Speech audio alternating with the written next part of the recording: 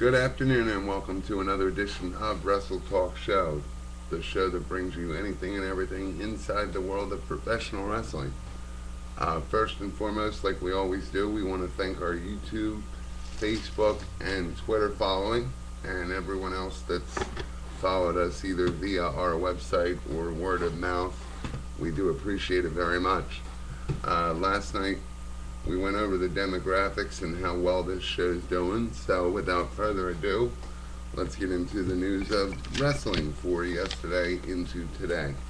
Last night's Monday Night Raw scored a 3.1 rating with appearances from the McMahon family. Vince McMahon's coma angle turned into a dream sequence, but outside of that, not much to brag about. 3.1, the average rating for Monday Night Raw could have been better. A couple years ago we were reporting 4s and 5s, but it's consistent. It's not as good as it could be, but it's consistent. NXT is to be an elimination match plus the wedding of Goldust and Xana. Good to see Goldust getting back into things. He is an older wrestler. We remember him from back in the day before the Attitude Era, during the Attitude Era, and he kind of phased out and nobody really knew where he was going to go. But it's kind of nice to see that they're still using him and that he doesn't mind jobbing and whatnot and working with the company. I think it's more of, as long as I have a job at the end of the day, you can pretty much do what you want with me. To follow up the Department of Justice lawsuit we announced last night, they detailed a report saying that the investigation into potential criminal activity called if WWE is found guilty, it calls for jail time and fines. The violation carries up to 5 years of imprisonment and a fine not to exceed $250,000. And just to emphasize that potential criminal activity part, they're saying that McMahon violated the law by offering fan merchandise to Connecticut voters near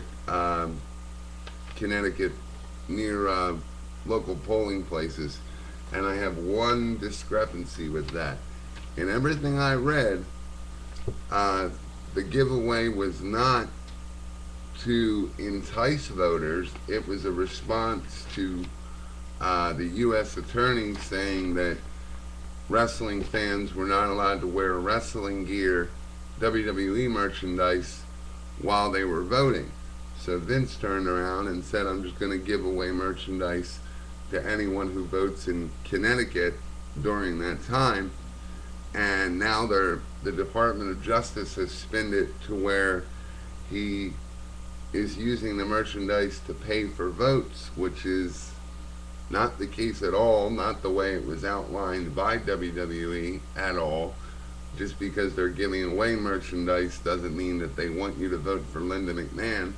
Vince sort of, the way it was interpreted by me and most everyone else, is Vince was on this rally for the First Amendment and just wanted fans who wanted to wear merchandise while they voted to be able to wear merchandise. But the Department of Justice is calling that a crime, and there's bound to be more follow-up with that, but we'll see what happens. Moving on to Monday, or we'll move right into our segment here. Kind of a what do you think fan question. It's obvious that Survivor Series, Wade Barrett has the backing of John Cena because John Cena has no choice. But kind of what I brought up last night is, if this happens, it could be good or bad. It's pretty much just to reiterate what was said If Wade Barrett wins the WWE Championship, he will release John Cena from the Nexus. He will no longer have a responsibility to the Nexus, which means John Cena's out, but it also means that in order to get that out, he needs to screw Randy Orton out of the title. There's no other way it can be done. It's going to be Wade Barrett. It'll end up being Wade Barrett and John Cena versus Randy Orton, because Randy Orton stipulated that he needs to be world champion for this favor to Cena to go through. So I guess the question of the day is, do you see that happening? And what kind of ways out do you see Cena having to where he can keep his job and also make sure that Wade Barrett does not get the WWE Championship? Another angle on that could be, well, it's kind of a given, that once that happens, that opens the door, even though we've seen it before, last week or week before, if I remember correctly, and then it was kind of a fluke. It wasn't meant to be seen like this, but it creates a feud for John Cena and Randy Orton. They just had a singles match, like I said, a couple weeks ago. So could this screw job eventually turn into even a better feud / storyline that would be worth it, that the fans could follow after Survivor Series? I really don't know. Moving into TNA and all their happy things that they do, the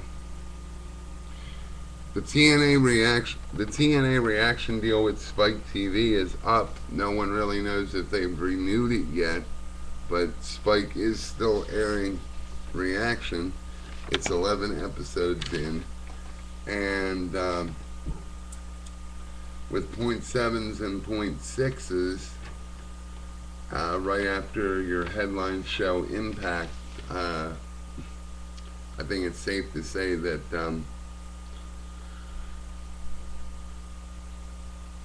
maybe Spike would renew it. Maybe they will. Maybe they see room for growth. But I don't know. 11 episodes in, I think, is enough to make an educated guess that this fans are watching Impact, and we're scoring up to and around on a given week, on a good week, 1.9, as we've seen a few weeks ago. They're getting that, and then as soon as Impact is over, people turn their TVs off. So no one's interested in reaction, especially, like I said in previous videos, when you take your main event and you intentionally do not finish it so it'll carry over to reaction, which is bad enough, but then you take reaction, you have that whole hour of reaction, and you don't even conclude your main event there. So what's the point in the show? Especially since it's live. The throw together stuff is just what they insert for dramatic effect, all the flashback video and all that. But all of it's live. It's right after Impact. It can't be a reaction show. I'd understand it if it were a couple hours or the day after Impact, because then you would have a valid reaction period. But when you're doing Impact and then you're doing the reaction of Impact right after Impact, that really doesn't make any sense.